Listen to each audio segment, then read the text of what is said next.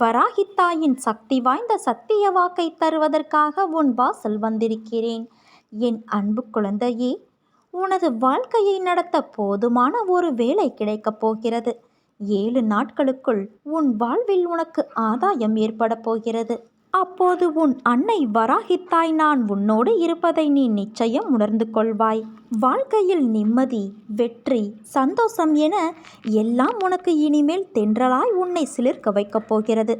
தாண்டி வந்த பள்ளங்களும் மேடுகளும் ஆழங்களும் எல்லாம் இன்றோடு முடியப் போகிறது. எல்லாவற்றுக்கும் ஒரு நாள் காலம் வரும் என காத்திருந்த உன் பொறுமையும் நம்பிக்கையும் இனி உனக்கான எல்லாம் வரிசையாய் வந்து குவியப் போகிறது. உன்னை விட்டு தள்ளி நிற்கிறேன் என்று உன் மனதில் எழும் குழப்பங்களை தூக்கி எறி. நீ என் உயிர். நான் எங்கு இருக்கிறேனோ அங்கு நீயும் இருக்கிறாய். எப்போதும் என் உயிராய் இருப்பாய். இனிமேல் உன் வாழ்வில் நடக்கும் எல்லாம் ஒளிரப் போகிறது. என்றும் உன் அன்னையான என் துணை உனக்கு எப்போதும் இருக்கும். நீ ஜெயிக்கப் போகிறாய் என் குழந்தையே. எதற்காகவும் பயப்படாதே, கலங்காதே. உன்னில் நிச்சயம் வெற்றி என்ற தீபத்தை நான் ஏற்றுவேன். உலகத்தில் என்ன மாறினாலும் நகர்ந்தாலும் நான் உன்னை விட்டு ஒருபோதும் அகலமாட்டேன். உன்னோடும் உன் குடும்பத்தோடும் உன் அன்னையான நான் இருப்பேன் என் தங்கமே. நீ எல்லா செல்வ வளங்களையும் பெற்று சீரும் சிறப்புமாய் நிம்மதியான மகிழ்ச்சியான வாழ்க்கையை பெறுவாய். எப்படி சரியாக போகிறது என்று மலைக்கும் விஷயங்கள் எல்லாம் ஒன்றும் இல்லை என்னும் அளவிற்கு மாயமாக மறைந்து போகும். கவலை கொள்ளாதே.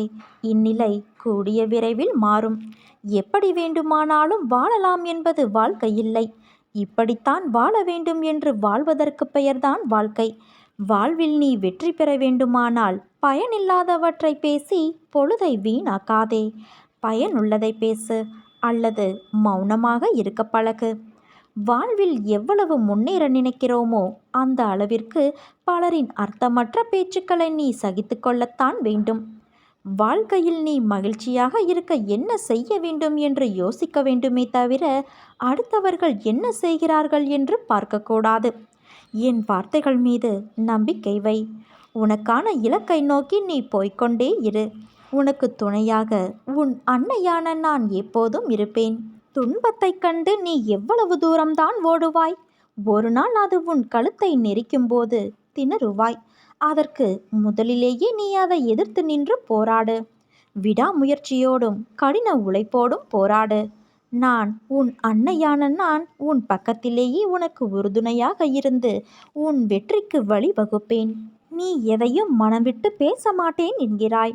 மனதிற்குள் கஷ்டங்களை வைத்துக்கொண்டு வருந்தாதே. உன் அன்னையான என்னிடம் மனம் விட்டு வேண்டினால் உனக்கு நிச்சயமாக நிம்மதி பிறக்கும். நீ நம்பிக்கையோடு இரு. நல்லதே நடக்கும்.